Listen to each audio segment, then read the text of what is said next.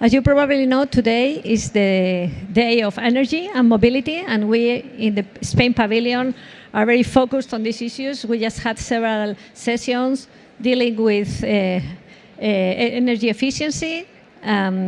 Later, this will be the last session on energy, and then we will have some sessions on mobility. I invite you to stay here, but this is my pleasure here to have this session on renewable energies with such an important panel, and I would like now to give the floor to Sarah Ahesen. She will make the introduction of the panel. Thank you, Sarah. Thank you, Alicia, and dear panel, dear all, good afternoon, and welcome to this Spanish Pavilion at the COP25. It's great to see so many people around. Even today we have a sunny Saturday in the beautiful city of Madrid, so thank you for coming here to this special event, which I think it's really relevant for decarbonization, because we are talking about innovation and renewable energies. I want to start by highlighting two events I was involved yesterday. The first one, I was following the International Energy Agency ministerial meeting, and I would like to stress one message. All the debates, and most of the members attending the debates were stressing the importance of energy transition. I think this is a very good step. The second one is something that all of us know, that yesterday all the streets of Madrid were full of citizens asking for urgent action. Me, as policymaker, I think we believe our role is to create the adequate framework for innovation, framework for investments.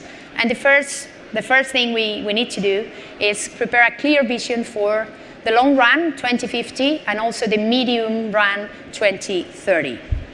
Technologies, as you all know, evolve with global trends, and these global trends need to have a sense of direction, and we, policymakers, deliver this sense of direction.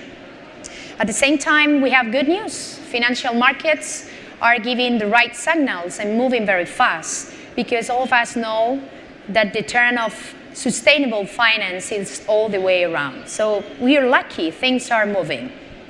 I want to give you an example which I like very much, is the decision of the European Investment Bank to phase out financing of fossil fuels in the near term.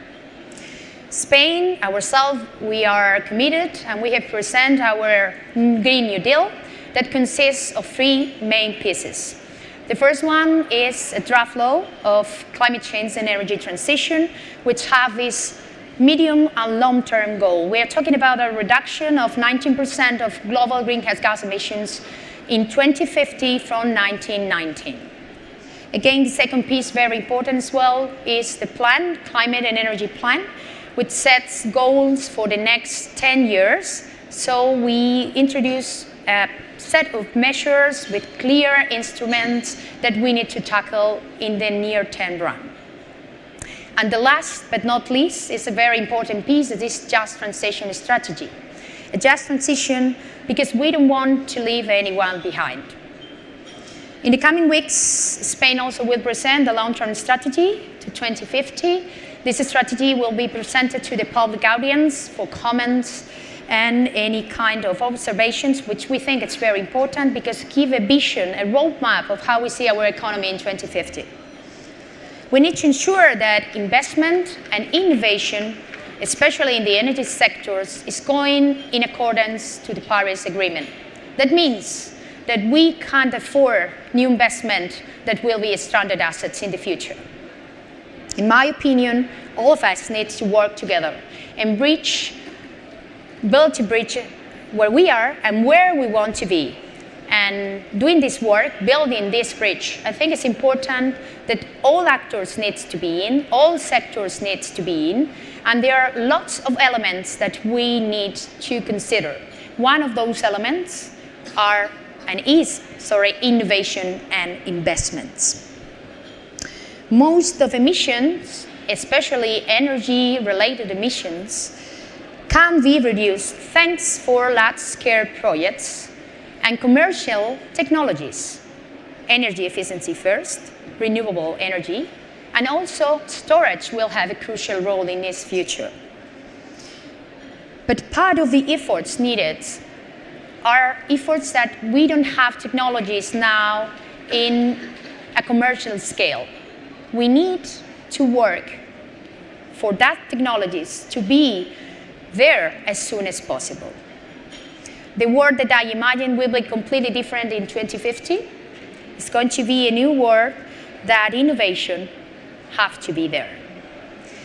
For that world, we need to set first, sorry to mention once again, clear goals in the medium and long-term run. 2050, we expect that we can be carbon neutral.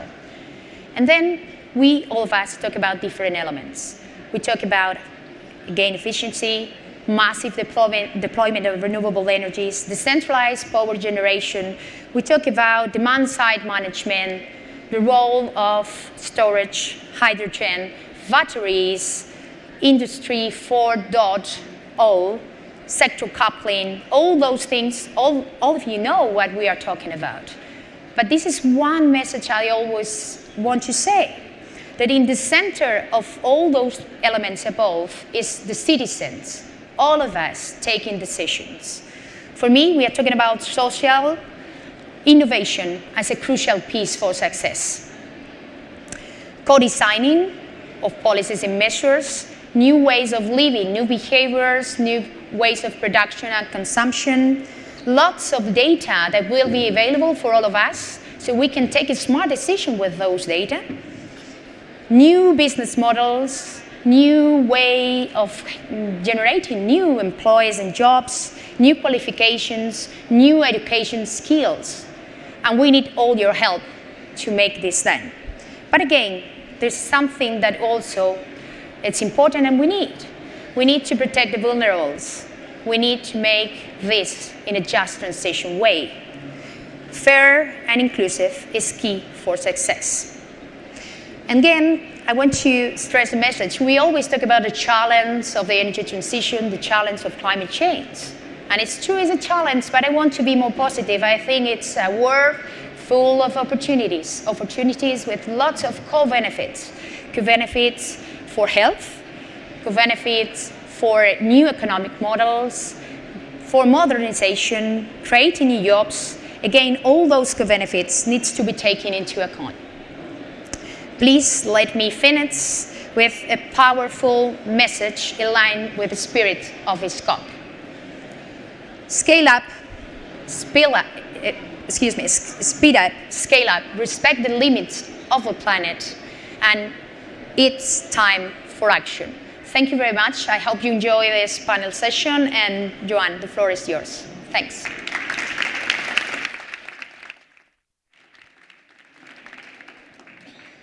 Thank you. Thank you very much, Sara, for this very good introduction to what we will be talking about in the panel today. My name is Joan Groizard. I'm from IDAE, the Spanish energy agency, which we play a role together with the rest of the Ministry for the Ecological Transition in pushing forward the energy agenda, the energy change agenda in Spain. The panel today is trying to bridge the gap between the world we were talking about a few years ago and the world we need to be designing now for the next few years.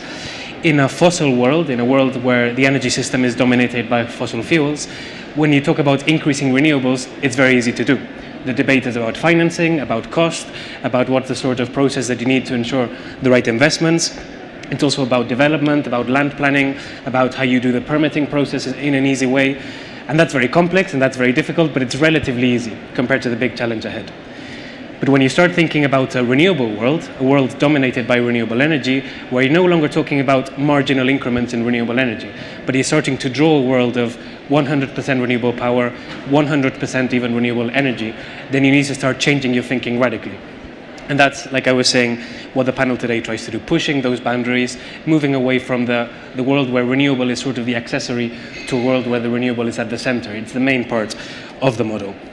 The challenges we were discussing about earlier, as I say, are still relevant, but the new ones are even more important. And you need to start thinking about the end picture, how you manage 100% renewables, how you manage 100% power, how you do that across seasons, across different times of the day, across different industrial sectors or different consumer sectors. How do you do it not only in an ambitious way to meet our climate targets, but how you do it in an inclusive way, making sure your solutions are appropriate for the end user, leaving no one behind, ensuring everyone has access to energy, ensuring the new jobs that are created go to the right places. So it's a complex problem, it's a complex set of solutions that are needed to meet this problem. And that explains, in part, the diversity of the panel today. We have policymakers and policy proposers. We have end users. We have people who design solutions for the end user. We have people who think about the social innovation and how to make solutions appropriate for citizens. We have people looking at the technological aspects. We have people who are working already today in integrating renewables into the system. So we have a very diverse panel. I'm going to be giving the word to each of the panelists. I'm going to ask you to use up to 10 minutes if you need. If it's less, then even better. And I'm going to ask the panelists, but also the audience, as you listen to the panelists, to start thinking about questions already. As soon as we're done with all the panelists, I'll move straight to the audience to try and get the debate going, if that's possible. So I would like to start with Roland, who is Deputy Director at IRENA, the International Renewable Energy Agency, who obviously have, because of their role, a very broad overview of, from an international perspective, of innovative technologies, innovative solutions, where the next solutions are at, and all the work that they've been doing. So, Roland, whenever you're ready. Yeah, thanks a lot for the introduction. Thanks also for having us here as the International Renewable Energy Agency. Myself, I work since 8 years in the Innovation and Technology Center of IRENA in Bonn, and I worked with a team there the past 8 years on renewable energy technology related innovation, and I would like to share a little bit our findings. So it were ups and downs in innovation, and I think since the Paris Agreement, innovation has become very important for IRENA member countries, and we about 1.5 years ago in Brussels, we launched a report which we call the Innovation Landscape Report. And I think it's very clear for us, also from different events, innovation weeks we had with practitioners, with industry, with policymakers. So the renewable energy technology to basically bring down CO2 emissions are in place. So the renewable energy technologies are there. A little bit more challenging is the enabling technologies you need to integrate higher shares of variable renewables.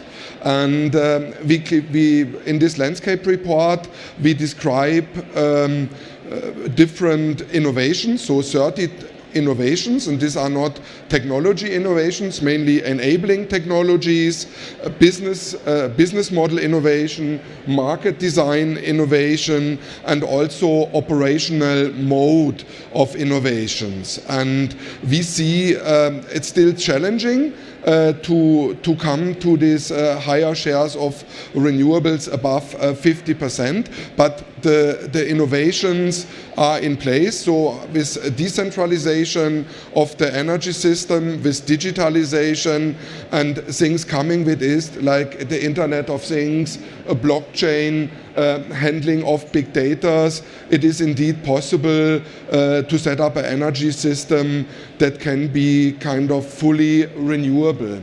What is, let's say, the next stage of this innovation we see is related to sector coupling. So if we are able, if the renewable energy technology is in place, if there are an innovative system, so with this systemic innovation, with market innovation, technology innovation, enabling technologies, and very good innovations in operation, it's possible to mitigate fully the power sector.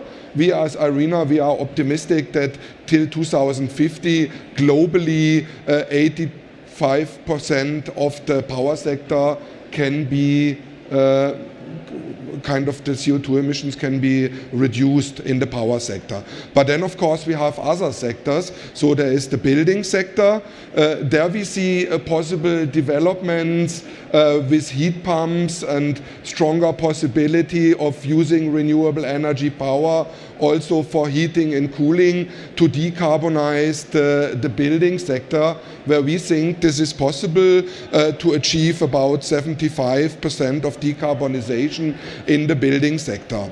The kind of orphans or the sectors that make us a big headache is basically the transport sector. There is no really innovation in place related to decarbonize the shipping sector. There is not really feasible solutions in place to decarbonize aviation. And also in the industry sector, looking into the possibility in how to reduce the CO2 emission in the cement industry, in the steel industry, there is a lot of innovation missing. And we as IRENA, let's say, having worked a lot on the power solutions, on the power sector, and we are, as I described, seeing the solutions there. We think about 2 years ago, we entered into a new stage of innovation where a more integrated and comprehensive approach to the energy system is taking shape. And we clearly see that there is we ourselves as an agency, we are doing much more work in the other sectors, not in the power sector anymore. And I think just taking the aspect of individual electro vehicles and electromobility. So understanding sector coupling just with this example. So if you have a power sector that is renewable, and you have electromobility, so you use the electricity to charge the electromobile, we clearly see that there are synergies. So while the power sector helps to decarbonize electromobility helps to offer flexibility in the power sector, and that's why it is possible to come to even higher shares of renewables. And let's say this example of the interaction between the different sectors we see in a broader context. So if we are able to come to high shares of variable renewables, if we are able to manage the flexibility with digitalization of a decentral system to deal with these higher shares, then we have also the possibility to include the other sectors in the system, and that has synergies, and that brings an approach where you have an integrated system that is fully decarbonized. And we clearly see that this sector coupling as a next stage of the energy sector development needs some further innovations. And let's say one innovation which is very important there, maybe from 2030-35 onward, is also the direction of hydrogen. So we expect with higher shares of very cheap renewables, and the renewable costs are already down. So we have in some places seen $2.2 US cent for onshore wind. We have seen 2.1% US cent for solar, and we expect that the costs, because of these innovations, are going down another 10 to 15% in the next coming 10 years. And if we then have very cheap renewable power, and it's possible to bring down the capital costs of electrolyzers and to combine, let's say, the shipping, transport sector, the industry sector, as electromobility and as heating and cooling in this play. And we have the avenue where we use with low capex electrolyzers the production of hydrogen, and we go then into the production of power fuels. We see also solutions from 2035, 2040 onwards where hydrogen, ammonia-based ships can be in place, maybe even airplanes, so that there is an extreme dynamic that we see that can help to decarbonize the energy system at all, so in complete. The challenges are there, let's say, to bring further down the costs for renewable energy, to have more innovations in the other sectors, in the industry sector, where you can also use hydrogen for decarbonizing the steel and the cement sector. And there we see the innovation needs. So more enabling technologies, more business model, and innovations in the other sectors where the work has not been done. Thank you very much, Roland. I think that's a very good description of how the power sector has done a lot of work, maybe some things that 10 years ago people would never have dreamt of in the power sector. Today we are facing problems in the industry, in the transport sector, especially shipping and aviation, and hopefully in 10 years' time we will look back and say, how didn't we believe this? And it's interesting how the power sector is a lever to decarbonize, or with sector coupling to help other sectors. So one of the ways of managing power as well is storage. So we also have Raquel on the panel. She's a board member of Battery Plat, which is a Spanish technological platform, not only of batteries, but of the whole spectrum of storage. So Raquel, when you're ready. Thank you for your introduction. Yes, I'm here representing the recently launched national technology platform on energy storage. So I'm going to talk about energy storage at all. Yes, our platform is, let's say, technology neutral. That means that we are not only focused on lithium-ion, we are trying to put on the table different technologies. The idea of our platform is to promote the adoption of energy storage. This is a need, and everybody knows today that energy storage is probably one of the key enablers technology for the energy transition. It's one of the technologies that probably allow the decarbonization both of the transport sector but also to the electrical sector, the energy sector. The idea is to identify which are the stakeholders in our country dealing with energy storage, trying to cover the overall value chains from the raw materials, manufacturers, integrators, users, policymakers, put all of them in the same table and starting creating, coordinating action to ensure that the energy storage will be part of our electrical system. For sure, the energy storage face different challenges. You know that lithium-ion is the technology winner today, mainly due to the decrease of the price. I remember when I started working in batteries, the price of the lithium in 2010 was around $1,000 per kilowatt hour. Today, the cost is $150, and is expected to even reduce the price till $100 per kilowatt hour. That means that, okay, lithium will be for sure one of the winners, but it's not the only fish on the ocean, especially dealing with the stationary energy storage. Lithium is not the only possibility. We have to start talking about other technology as redox flow batteries, which for sure are a very good candidate for long-term energy storage. We have to start thinking about how to produce clean hydrogen as another long-term energy storage possibility. Even we have to take into account that lithium-ion has some challenges to overcome. For example, recycling. Recycling is a very good problem today. Recycling lithium-ion batteries today is quite expensive. And you know that in 1 decade, the quantity of batteries of lithium-ion will be enormous if the figures finally were reached. So we have to start thinking about how to recycle lithium in a very cost-effective and more sustainable way. Also, there are some challenges dealing with safety. Lithium-ion batteries has to be safer than today, especially if we want to include these batteries in buildings or in industry and those things. So this is another challenge we have to overcome. Sure, it is important to find new business models, but not also new ones. Sometimes if we think in redesign the utility business models could be another option, not only think about new business models. And regulation, yeah, we need regulation to boost the introduction of energy storage in the electrical system. I would like to highlight also that it's quite important to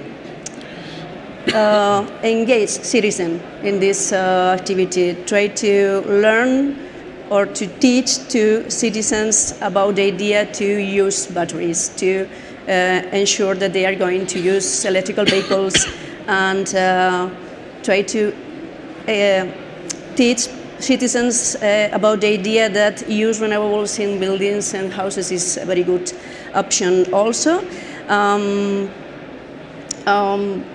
I don't know how much I say. I think I'm talking about challenges. new technologies are absolutely necessary. I think for my side, it's Great, thank you. thank you. So the last of the main topics you were talking here was also citizen engagement, which I think is something relevant and is becoming increasingly relevant in the energy system. So our next speaker is Marsden, who's senior lead at the Global Energy Markets and Policy at Google. We know that energy is generation, but energy is also consumption. Energy is also data, and energy transition, like we were saying, is making that relevant for the final user. So I think probably everyone in this room is user or a customer of Google in one way or another. And maybe intuitively we don't understand, what I associate with my mobile phone or my search engine is doing with energy markets and policy. So, Marsden, the floor is yours. Wonderful, thank you so much, and thank you very much to the government of Spain for hosting us here today. So my name is Mars. I'm part of the infrastructure team at Google on the group that manages all of our data center electricity consumption. So Google owns and operates a fleet of 16 data centers around the world that power all of our products and services. So if you've never seen a data center, this is all of the physical compute capacity that is actually powering Google's products and services. So every time you are watching a YouTube video, it's streaming out of a Google data center. When you're interacting with Gmail or using search or maps, all of that computing is actually going on inside a physical facility. So electricity is the largest component of our operating expenditures at these data centers. It's also the largest component of our carbon footprint as a company. So we care very much about our electricity consumption, both from a financial perspective and a carbon perspective. In 2018, we used 10 terawatt hours of electricity at all of our facilities around the world combined. So to put that in perspective, that's twice as much as the city of San Francisco used in the same year. So we are a very, very large electricity customer. So in 2012, we set a goal to purchase enough renewable energy to match 100% of our consumption at all of our facilities around the world. And we want to be very clear what that means. This is a global and an annual goal. So it means that somewhere in the world, we are purchasing the same quantity of megawatt hours of renewable energy as we are consuming everywhere in the world at all of our facilities. It doesn't mean that in every moment of every day, the facility is powered by a renewable energy resource, but that's a goal we want to get to. So we hit our 100% renewable annual match goal in 2017 and 2018, which was very exciting for us. We're very happy to be able to celebrate that, and that's something we are committed to maintaining. We now have 5.5 gigawatts of renewable energy contracts that we purchase around the world on 4 continents.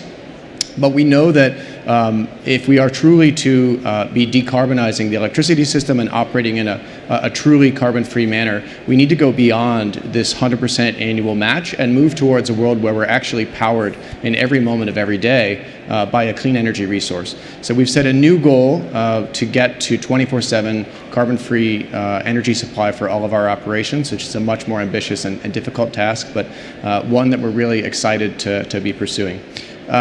So stepping back a little bit, though, from our perspective, we know that the role of customers is very, very important in driving the energy transition. So we know that, for example, we're part of a group in the United States called the Renewable Energy Buyers Alliance, which brings together 300 renewable energy providers, buyers and service providers, all that are committed to purchasing renewable energy for their operations. The RE100 campaign has been very successful around the world. There's now over 200 companies that are part of RE100 who've made commitments to purchase 100% renewables for their operations. And if all of those companies today were simply to achieve those goals, so if you took 200 companies and they all achieve their 100% renewable goals, that would lead to 97 gigawatts of new renewable energy installed capacity around the world. To put that in perspective, that's about the same quantity of wind energy in the entire United States today. So this is a very substantial contributor, and that's only 200 companies. So if we can do 97 gigawatts with 200 companies, think what we can do with 500 or 1,000 or 10,000 or 50,000 companies. So part of our goal at Google is to help promote market evolution, market development that unlocks the power of every customer everywhere to be able to purchase clean, renewable energy for their operations. So what that means is allowing customer preferences to be a strong factor in how markets are designed, allowing end users to be able to choose their supply of electricity. And From our perspective, this makes good business sense. We know that we're not just doing this from a sustainability perspective, although that's extremely important to us. We're doing this because it's in many places the most cost-effective resource. The cost of wind and solar has come down in the United States by 89% for solar and 70% for wind since 2010. So in many parts of the grid in the US, this is the cheapest energy you can buy. And since there's no fuel inputs, once these are installed on the grid, it's very easy to set a long-term fixed price. So if we can take that price and have that be our bill at the data center, we can hedge out our electricity costs for many years, which is very valuable to us. So from our perspective, we really want to encourage the development of markets to enable end users to be able to purchase clean energy. Great. Thank you very much, Marsden. So between the generation and the end user, there's a whole grid in the way that needs to be able to successfully integrate all of that renewable.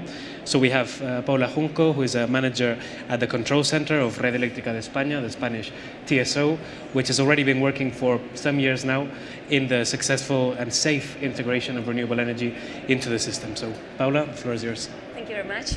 Well, good morning, good afternoon now to all of you. Thanks to IDAE for this opportunity to be here talking about all this really interesting topic like energy transition and what will be the future of our world.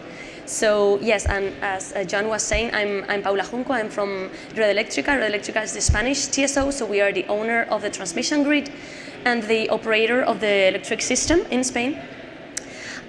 So our role, our objective, our mission is to make energy available for every end user and in the safest conditions possible.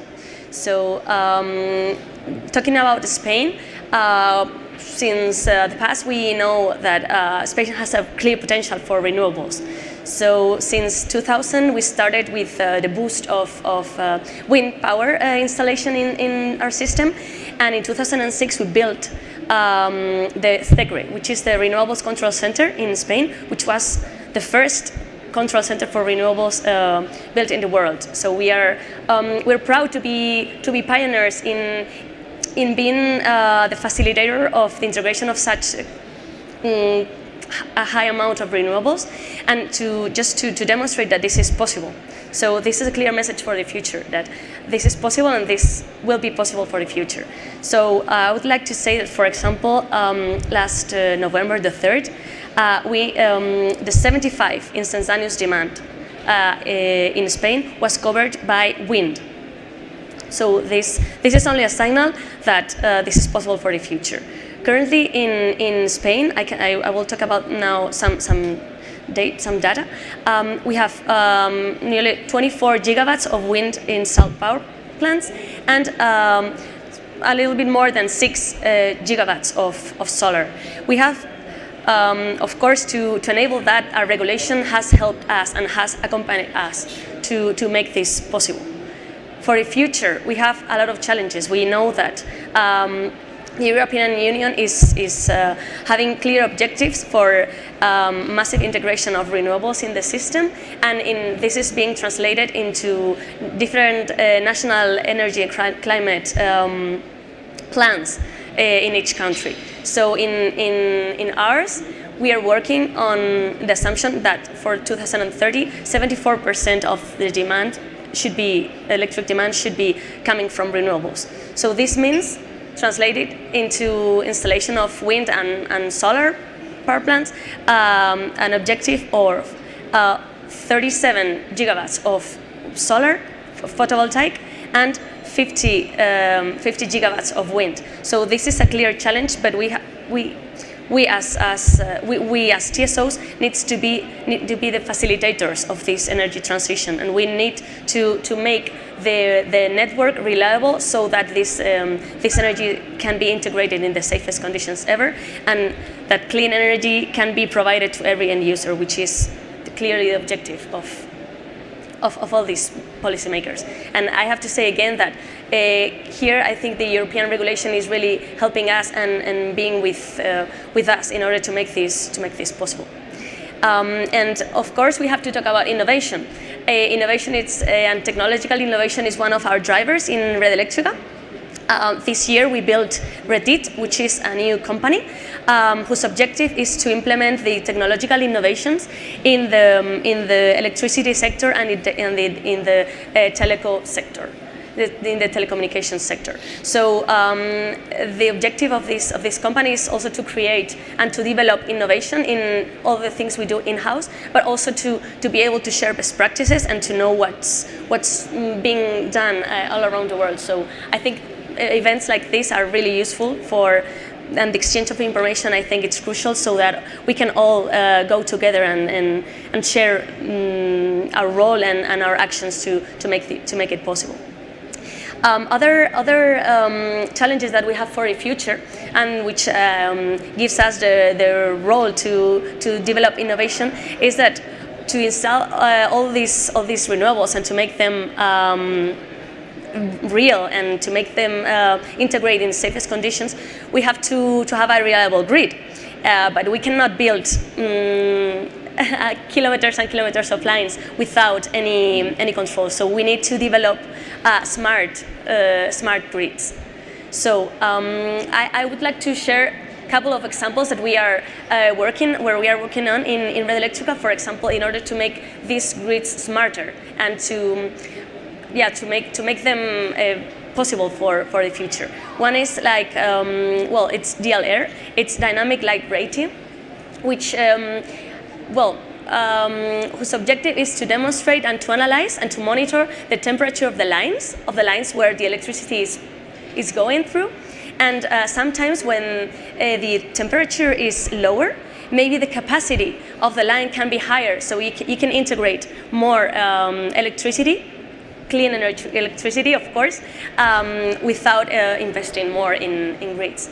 Other projects where we are working in are like intelligence maintenance of the grid, because when sometimes you have to do maintenance works on the lines, and this makes impossible, for example, that you can integrate some renewable energy. So, for example, monitoring some devices and some data in the different devices that we have in the substations and in the lines. It's a little bit technical, but I think it's interesting also to know. Can make us advance and anticipate to possible maintenance, and these two examples I think are useful to know that there are solutions to integrate such high amounts of electricity. Also, we are working with European regulations and also national projects, like innovative projects, to implement and to advance and anticipate a little bit these new roles that you were mentioning that are going to come with the energy transition. Like, for example, the participation of demand in ancillary services, like providing, like where the consumer is like the center and the end user is the center of the transition, and of course they will have a role on that. So we are investigating that. Of course, we are investigating and trying to develop models with for batteries development. Also, with we are having some projects with vehicle to grid associations in order to be able to implement also this decarbonization in the transport sector, and in order to try to promote the electric vehicle and to put to this service the network, the electricity network and the transmission network that we own. And one more. We are working also with Hispasat. We have the satellite communications, and we have developed also some projects to help agricultural communities to try to where sometimes internet can be not available. We can offer like communications backup. So that they can monitor, for example, the status of the land, and they can anticipate also their maintenance, and they can improve their productivity. And I think that's a little bit more what we have done. And of course, we have challenges for the future, which we could share, of course, with pleasure. Thank you very much. Thank you very much, Paula, for that. And before giving time to the final speaker, just a reminder, this is the final speech of the first round. What I'd like to do after Cecilia is to invite the the audience to ask questions, make comments. So start thinking already of how to react or how to reflect on what you've been hearing so far. So far we've been hearing mostly about the technical innovation aspect of energy, but obviously energy feeds in to society at large, and we need to make sure, as we were saying earlier, that energy is inclusive, energy is accessible, and therefore that energy is socially adequate for the society it's trying to feed. So Cecilia is Director of Sustainable Cities at ECODIS, and they have been working hard on the social innovation aspect of the energy transition. So Cecilia, when you're ready. Thank you very much for the invitation and to take the opportunity to learn these issues to the citizens. Because ECODES is an Spanish NGO, our mission is to accelerate the transition to a green economy, inclusive and responsible, through innovation and alliance with different stakeholders, public administration, companies, citizens, and civil society organizations. SDG 13, climate action, is our focus, but also we work to achieve SDG 7. Clean and affordable energy is essential to reduce CO2 emission and to ensure access to energy for vulnerable people. The energy transition with active citizens needs to new ideas and ways of work, and ECODES develop projects for foster this social innovation. Now and Without Energy is our program to improve energy efficiency of Spanish households and to tackle energy poverty. We empower people with energy culture. You know, grids, renewable energy, batteries, they are concepts that they are difficult to understand of people and, of course, sometimes to scare people. So our aim is to provide information and advice about energy efficient habits, optimization of energy contracts, building refurbishment, and of course, renewable energy implementation. We use a range of channels to reach families. We use online tools. We use traditional ways, face-to-face advising. We visit households. And during we reach 6,000 people with information about energy. We reduce the energy bill of these families in a 25%, and also we achieve a 200 less CO2 emission to the atmosphere.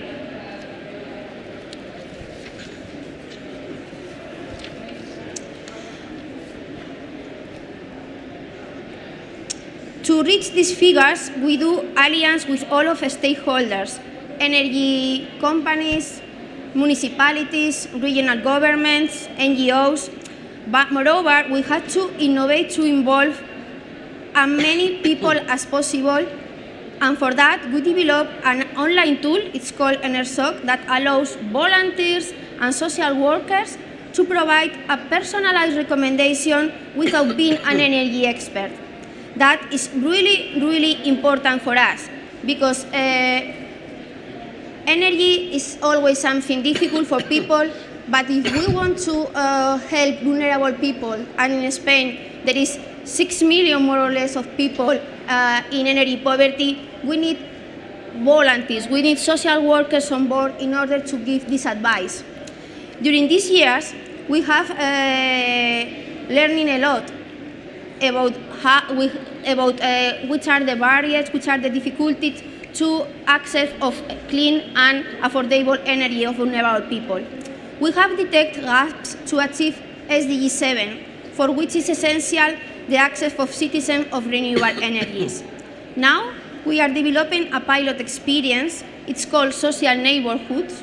We want a new social model to bring together vulnerable and non-vulnerable people around a shared self-consumption installation in municipality buildings. For example, a civic center, a sport pavilion, a school.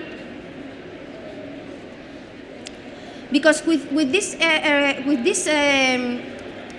with this project, with this new innovative project, our aim is put neighborhood at the center of distributed generation, creating communities of solidarity around a new energy culture. For us, it's very important to attract people to this new energy transition, but we are a traductor, a translator of this language, batteries and so on, for common people. It's quite important because everybody knows about climate change, everybody knows about renewable energy, and many people want to have a panel in their home, but for them it's really a puzzle, it's really complicated. They need advisors and people who speak their language, and this is our role. And of course, we think that vulnerable people should be in the center. Thank you very much, Cecilia, for that. So I have a couple of questions, but before I do mine, I'd like to ask the audience what questions, what comments they have after hearing the speakers today. So we have first question. Hello, good morning. My name is Maya Razabal from Telefónica. Well, congratulations for the panel. I think it was very interesting. Well, Telefónica is a telco company, for anyone that doesn't know the company. We are also 100 renewable in some countries and committed with the RE100. I think it would be interesting, Marcin, if you can share with the audience what are the constraints, the barriers we have to sign long-term PPAs. Because I think, well, many companies are trying to move towards this kind of tools, and maybe creating the context is really relevant for us. And I think it would be interesting for the audience. Thank you. Yeah, happy to speak a little bit about the way we've approached that. So we've now done, I think, 52 different agreements around the world for power purchase of renewable energy. I think several things that are very important to enable those structures. The first is you need an open marketplace. I think in the US, you have large open RTO markets where there's very transparent pricing. There's hubs with very clear, it's very clear what the costs are.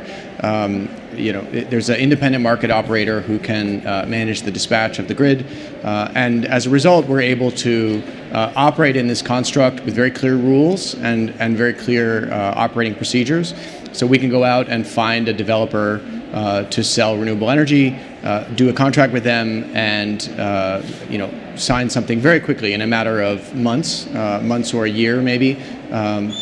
By comparison, in other markets, when we work in very, very regulated sectors where there's an incumbent utility with a very extended regulatory procedure, you can still create new structures and new tariffs to do renewable energy purchasing, but it takes a long time. So we've done contracts in several markets in the US that are highly vertically integrated and regulated, and it takes 3 to 4 years from start to finish to get from zero to having renewable energy for your facilities.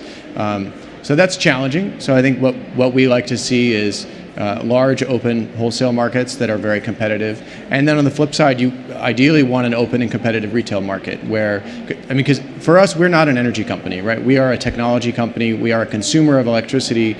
We don't really want to be signing power purchase agreements. We'd much rather just find a retail electricity provider, ask them to sell us renewable energy, and we would buy it, and that would be it. That is what we'd much prefer to do. We've done these power purchase agreements because in many areas of the world we just don't have the ability at the retail level. So if you have either a retail structure that's competitive and open, or you have an incumbent utility that is very willing to provide different kinds of products for different customers. What works for a data center will not work for a packaging company. It needs to be different. Companies have different needs in terms of the type of the contract, the length of the contract, the terms, termination. There's many different components. So either having a retail competitive market or flexible incumbent retailer is helpful. And then the last thing I'll say that's very important for us is the ability to make a credible claim of usage. So what we want to do is ensure that there's no double counting. So in the US, there's typically renewable energy certificates that are issued when renewable energy is generated. In the EU, you have guarantees of origin. we want to be able to buy those so that we can retire them, and so that nobody else can say they've consumed that renewable energy, and that's very important for making sure there's no double counting. So ensuring there's an effective attribute tracking mechanism is very important too. There was another question? Yeah. Florida Di Chomo from Cambiamo is an independent research institute from here from Madrid. I have a question for you, Marcin, for Google. I just learned during some space here in the COP25 that when we do some search, we spend the same energy that for a cup of coffee.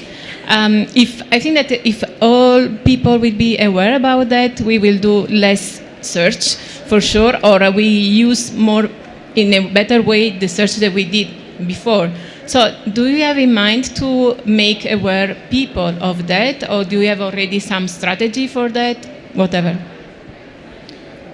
We have focused really on trying to make our products available to the world so that users can use them the way they want. And then on our side, we want to make sure that the operations are clean and that they're carbon free and climate friendly. So we've really approached it by trying to green our operations and purchase renewable energy, and then also get to that long-term 24/7 goal. That's the way we've tackled it. More questions from the audience? Otherwise, I've got a question in the meantime. So we've heard about solar PV over the last decade. We've heard about lithium-ion and how it's growing and the challenges. But what's the next big thing? So in the same way as nobody believed in PV or lithium-ion 10 years ago, what's the thing that in 10 years' time, when we look back, we'll say, how did people not believe in this technology? What's the next either technological or social or policy innovation that you think is either coming up next or is needed to come up next? And anyone who wants to take that.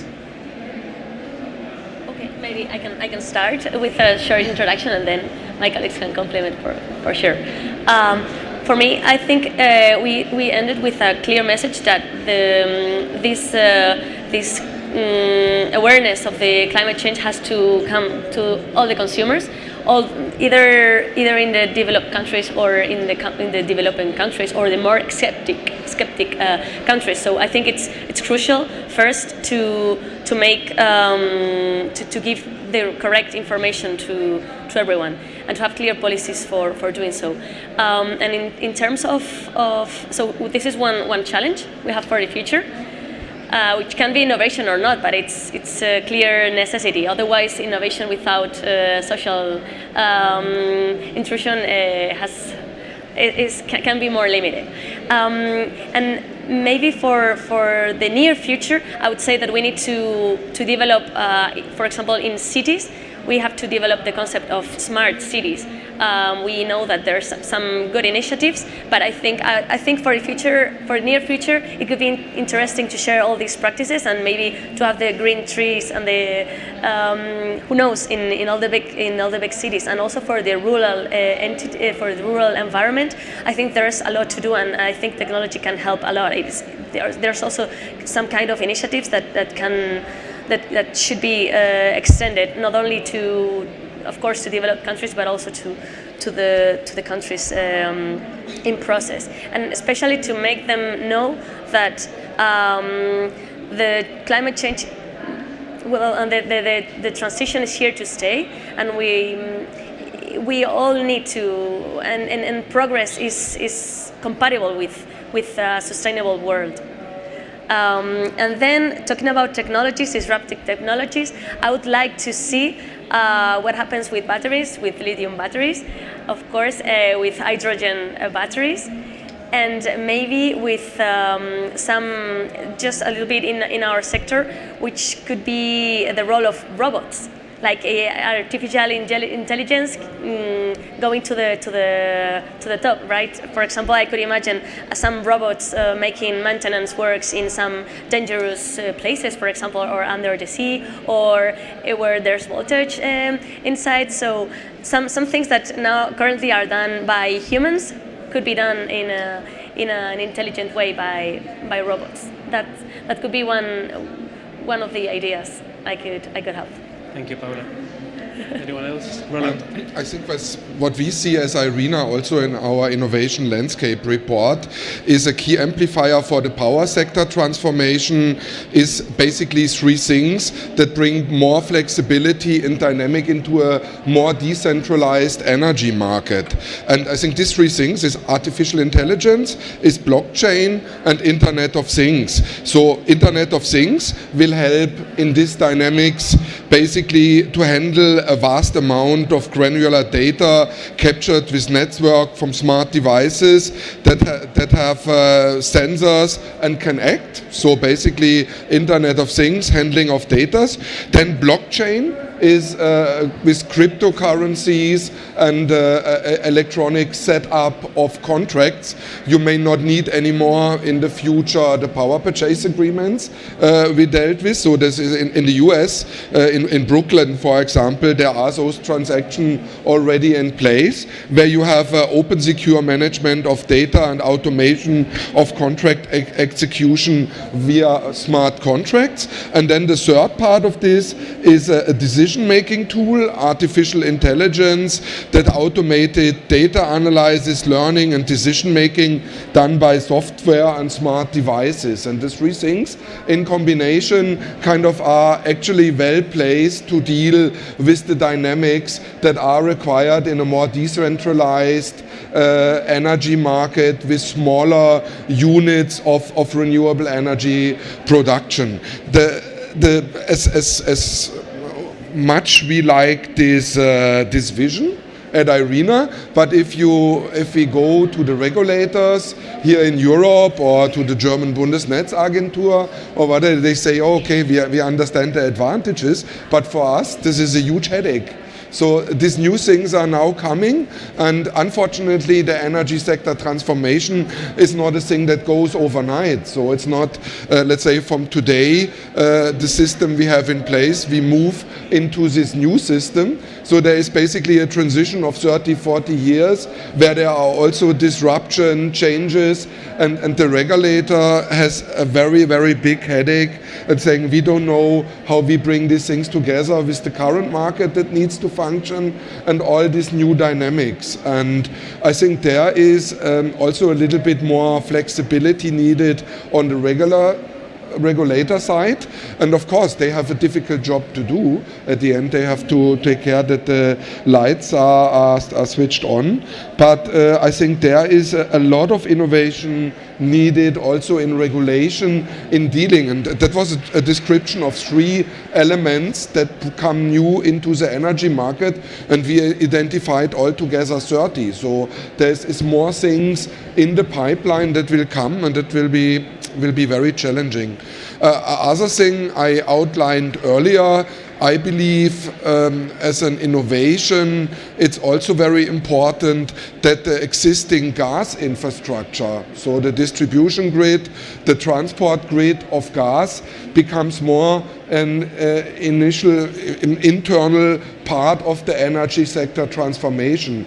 And in finding ways in using more biogas in the existing gas system, and also to have synthetic gas coming from hydrogen or other dimensions into the energy sector transformation is very important. If I mention again my homeland there, Germany, we have big problems where we have the offshore wind project in the North Sea, and the electricity is actually needed in the centers of the south, which would require to build a lot of transmission lines to make this connection, which would be an integral part of the energy sector transformation. If I speak with visionary people from the gas field, they tell me, look, the energy density of gas is manifold of this of electricity. And if we can use the existing infrastructure there to bring the necessary molecules from the north to the south, we can avoid processes of 10 and 15 years to build new connection lines and terraces for wires to make this connection. In Germany, explicitly, that takes very long. I know this from my time in the private sector, to say for, let's say, 400-500 kilometers of a TSO connection or HVDC or whatever, you need about 10 to 15 years just to get the permissions and to deal with the stakeholders that oblige against this. I was seeing our colleague from Red Eléctrica nodding at the similar timescales probably in Spain. So any of the other speakers in terms of what's next? Cecilia? For us, from our perspective, new photovoltaic technologies or batteries are crucial to push renewable energies, but are not enough. Innovative technologies should be tested adding social variables. Citizens should be introduced in the equation to upscale technologies. Business model to consume and produce energy, which put people in the center, are the key. For that, it's necessary to empower people and to facilitate them the path to renewable energies. The new Spanish law about shared self-consumption breaks technological barriers, but also social ones, such as not being the owner of your house, because if you are not the owner, you don't put the panels in your roof. Difficulty to get the agreement of all neighbors of your building, because sometimes everybody knows how it's a nightmare to put together or to put in agreement of every neighbors.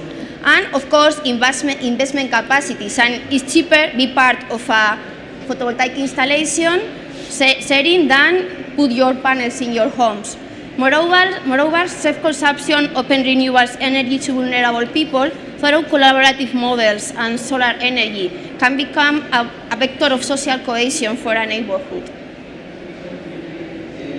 Yes, to reinforce my previous speech, yes, of course, there are new technologies beyond lithium in batteries, essentially because we have to take into account that lithium-ion batteries are almost in the limit of its chemical and physical capacity. We can continue asking for more and more power and energy capacity to a lithium-ion battery, so that means that we need to include new technologies, and there are several candidates. We are talking about solid-state batteries, specifically to avoid to increase the safety of the batteries, and probably, in my opinion, changes will happen dealing with materials.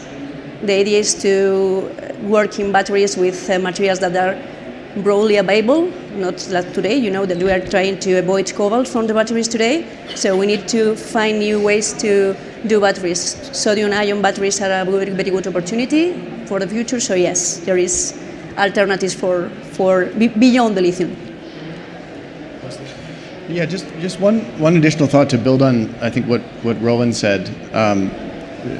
One solution I think that we see that's very important, which is actually very boring, but very important, is regionalization of electricity grids. Getting from many small grids into one large grid has a number of different benefits. You can lower costs for electricity for all consumers by sharing the most cost-competitive resources, and you enable, by creating a larger footprint of load, you enable better management of intermittent renewable energy resources like wind and solar. If you look at some of the grids in the United States, in like MISO, which is in the northern Midwest, it's 14-state area, they're saving customers $3 billion every year simply by having a regional grid as opposed to 14-state grids. So as we think about really getting to the higher penetrations of renewables, above 50%, having a much larger area where you can bring resources from where they are the most cost-effective to the load centers where they're needed, and having a large integrated grid with transmission that's planned specifically in this regional manner is a very important and cost-effective way to achieve the goal. Thanks. Any more? There's another question here.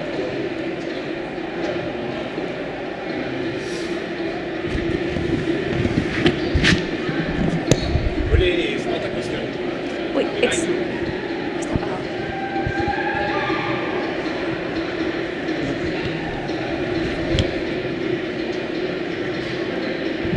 Sorry. Really is not a question, but I would like to react to some sentence about self-consumption in Spain that here several minutes ago, for not to give to our foreign guests not really a clear idea about self-consumption, how self-consumption is today in Spain. I think that I'm José Donoso, the General Director of the Spanish Photovoltaic Association. in our association, we consider that there is one before and after the new law for self-consumption. In the past, the regulation in Spain was made in looking to avoid self-consumption. Now we have a free market regulatory framework that we feel very comfortable. Now, the law this year, we have no final figures, but we expect that, thank you to this law, the self-consumption will be duplicated this year in relation to the figures the last year. And in the future, that will be better. We need to finish with some administrative barrier, some incertitude, but I think in our country we are in the good way to construct a good self-consumption sector. Thank you. There's another question or comment here. Just a question for Paula and for Roland. What do you think about the paper of demand management in the future? Because you have been speaking about a lot of things, but the demand management, I think, is going to be very important. What is your point of view about that? The management? Demand management. Demand side, yeah, that's very important, of course. And there's many innovations also ongoing. So the smart home system with electromobility charger and let's say knowing exactly what is the consumption of your equipment in the house and the dynamics with a stationary battery and with rooftop solar panels on the roof is I think this is already happening. It's in place, and it's now just related to what I said before. These smart home systems generate a lot of data, and there is a bidirectional flow now of electrons in the one direction and of bits in the other direction, and there are challenges to let's say have the regulation and the implementation of the technologies that are actually available to deal with these demand response systems. And I just heard also a presentation a few weeks ago from the US where they look into the possibility with smart charging and connecting, let's say, the tariffs for smart charging together with all kind of criteria and aspects to make this really sustainable. And it's amazing of what amount of data you have to deal with if you want to do those things. This is a very challenging thing, but I think it's doable. It will take some more years, but we are going in this direction. Paula, maybe from the TSO? Sure. So from my point of view, I think of course, I share with Roland that we're starting with that. I think the regulation and the clear change is from a passive role of a consumer to the active role of the consumer. And I think that a lot of new policies are going in that direction.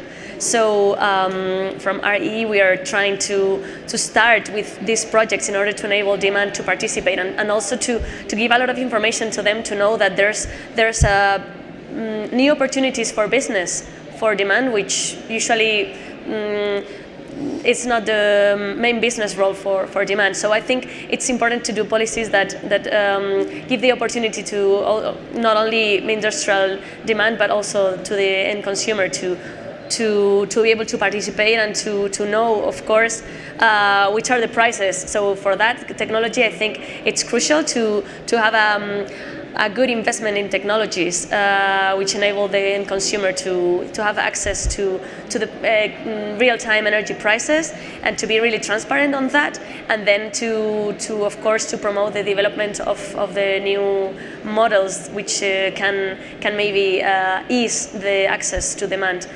to the markets, for example.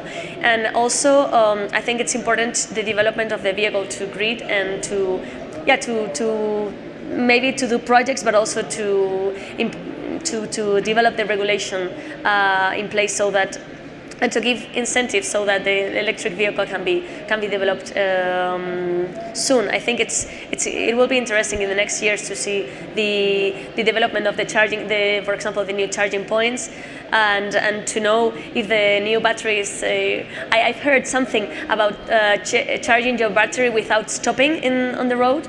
Let's see if this happens or not. But I think the demand should have a clear and has clear word to say in this energy transition. More questions, comments from the audience? This one here.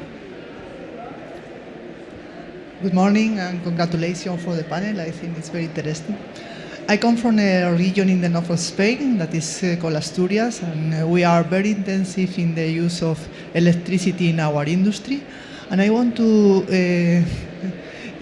ask you a question about two things. One, if you think that we are going to have the supply warranty for all these industries only with renewables, so what are the models that you are thinking about?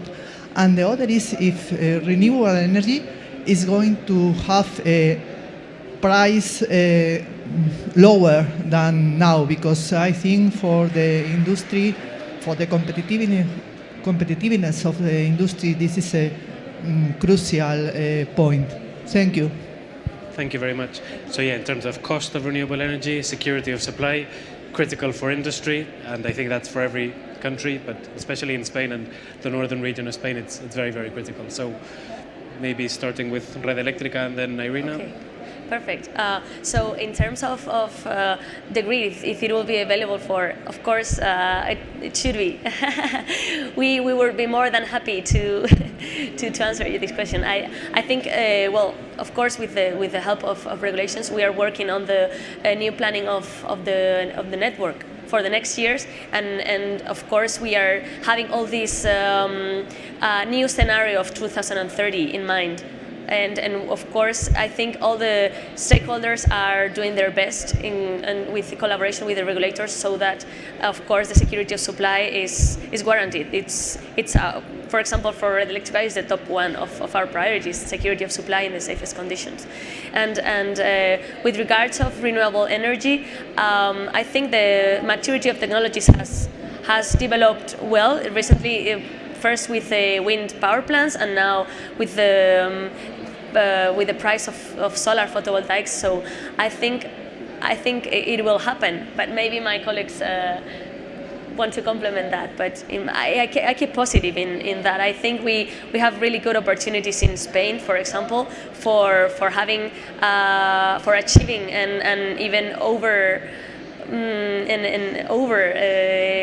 achieving the objectives that we have for security of supply, of course, and for integration and penetration of renewable energy with competitive prices, I guess.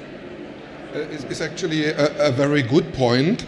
And let's say I have very nice slides where I can show how the renewable energy costs have evolved, what are the prices of the latest tender.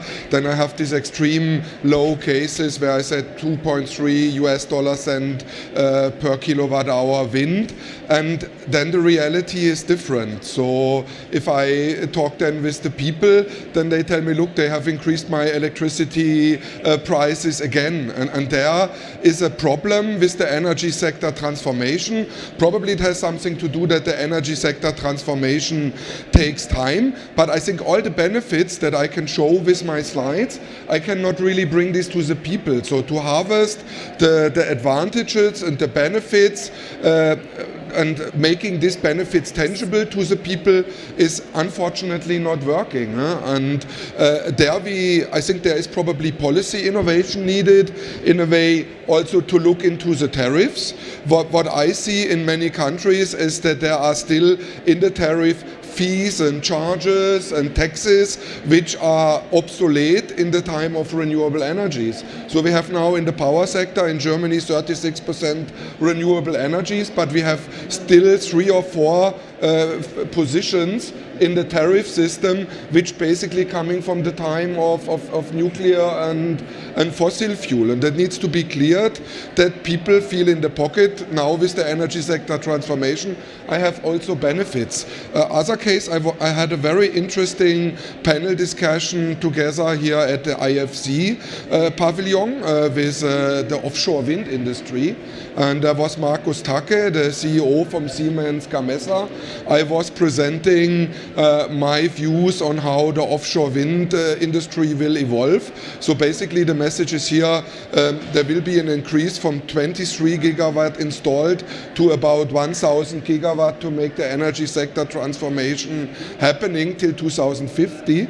And then Markus Tacke basically told me, hopefully this is coming soon, but we are very close to getting bankrupt, because the situation is very tough at the moment for the industry, because there is also kind of social resistance against repowering more wind power plants, and let's say also the process in going international is very challenging. There is many concerns in place that in many countries there is not this offtake of this industry, and I think maybe there is also some policy innovation needed to find a way now to come through this critical phase of the energy sector transformation to make sure that the technology leader in this area stay in place to deliver what has to be delivered, and actually also in terms of job creation. So again, we in Europe at the moment we are losing jobs in the wind industry,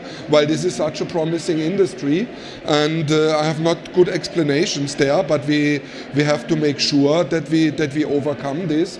And that the jobs don't go elsewhere or disappear while this is not taking place. So making the energy sector transformation more tangible for the people is a strong, I would say, policy innovation that is needed to make sure that this happens, that people feel it in their pockets, that they feel it when they fuel their cars, and that they feel it when they go working, that the energy sector transformation has benefits for the people. I think, and maybe another comment from my side, because as IDAE, one of our roles in advising the Ministry for Ecological Transition, both the cost aspect and the security of supply aspect are very critical. If we look at the security of supply, for example, even right now, even today, 2019, between maximizing renewable penetration and guaranteeing security of supply, already the balance is towards security of supply. So even today, Red Eléctrica have a very sophisticated control center where they see exactly what is generating and where it's generating, and if it's necessary to guarantee the security of supply, certain projects are told to lower or reduce or moderate their generation in very specific times, and the real sophistication here is to maximize both at the same time, but the absolute priority in all the time is security of supply, and obviously from the policy perspective that's that should be maintained in all the time, and that's the reason that we need the innovation. And then from the cost perspective, I think we have two simultaneous things going on here. One, we were working with my colleagues recently looking at energy prices over the last year and how they've changed, and today we are around 13% lower energy prices than 1 year ago. And it's just interesting that 1 year ago the headlines in maybe weekly or monthly newspapers, it was, energy prices are 5% higher, 10% higher again. But in the last few months, there's been no headlines about energy prices. So there's a bias there and it's obviously important. People are worried when the energy price goes up. When it goes down, obviously it's not a big thing. We just go on with life, and that's normal. But I think we need to be informed about both the plus and the minus side, and to be aware of the data at all the time. And then something that Roland was saying that's totally important, and it's the main reason why we want to change the auction system, the subastas system in Spain. And one of the main reasons is to be able to bring that energy savings, that theoretical lower price per kilowatt hour that renewables are able to do.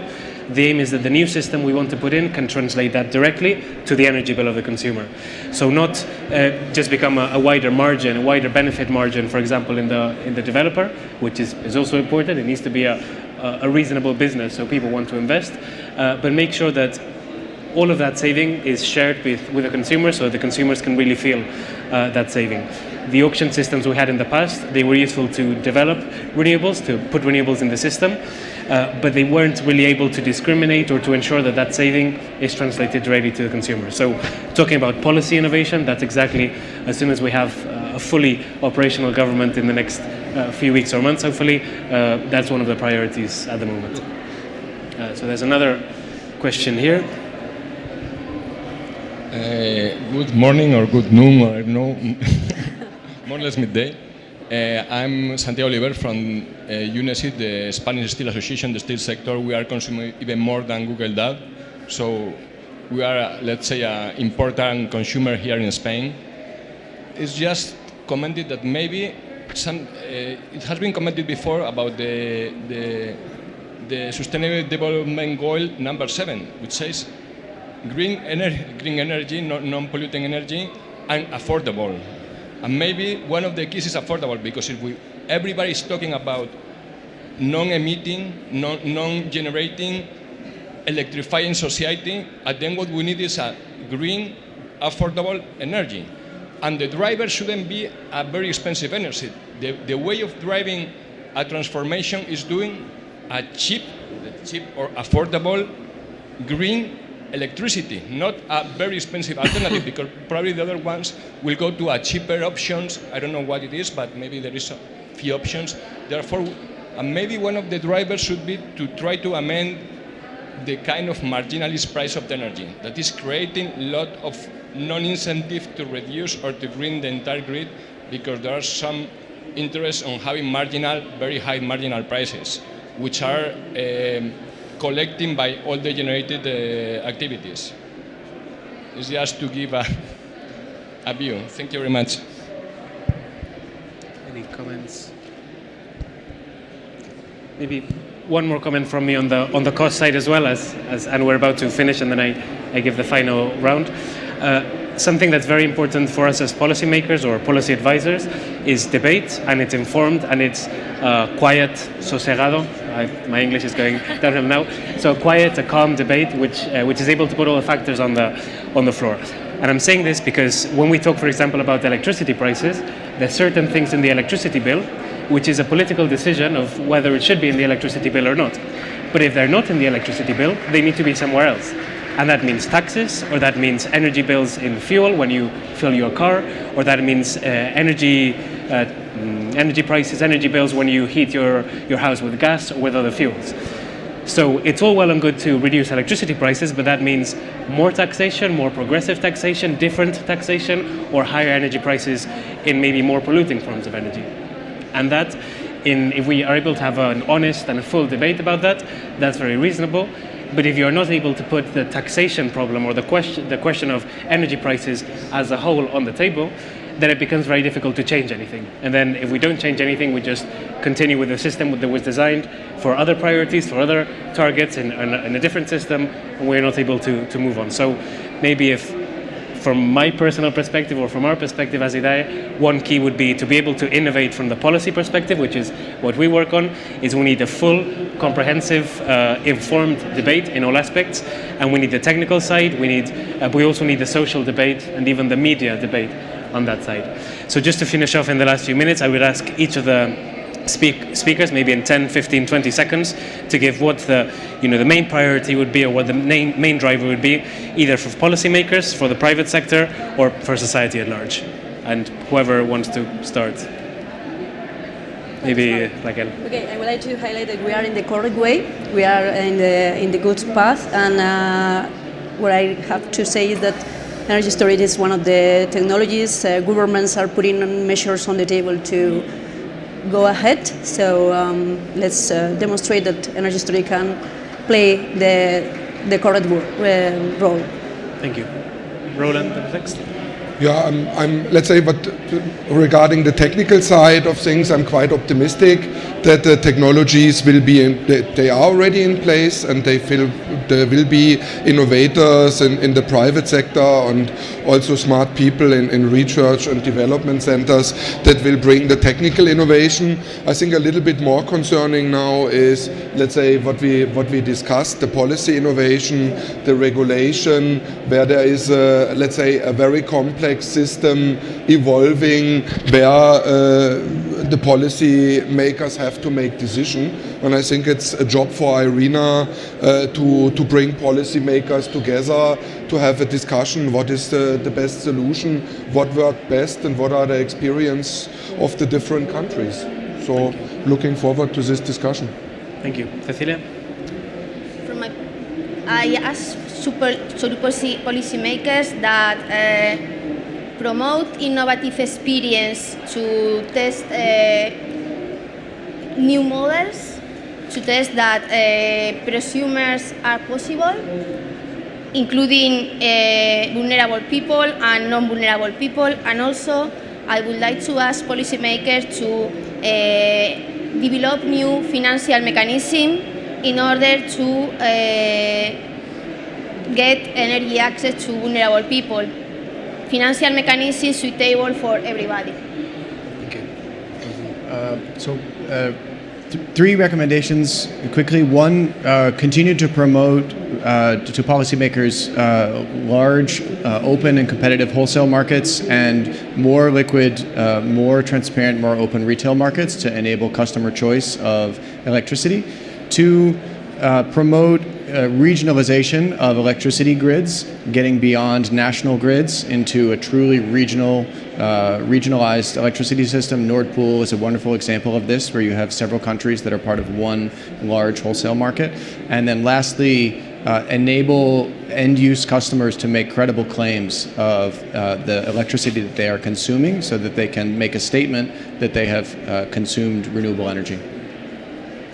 And from my side, to finish with, I would complement a bit what Martin said about the opening of the market. I think it's clear that the change is here to stay, and regulation has a lot of key role on that. So I think the regulation should continue in the good way to open the market and to encourage transparency for all, to continue keeping the role on the active role of the demand. Then to advance towards an integrated market, and of course to exchange best practices with not only here in Europe. I think we are having a very good role, but also to be able to extend this and to try to develop smart solutions for all the countries in the world, and of course to take use of technology, but in an intelligent way. So in that way that we are still humans, and we have a lot to say with the use of technology. But I think we have all a role to play, and we will make it happen. Thank you to all the speakers and also to the audience, who's been very interactive. Thank you.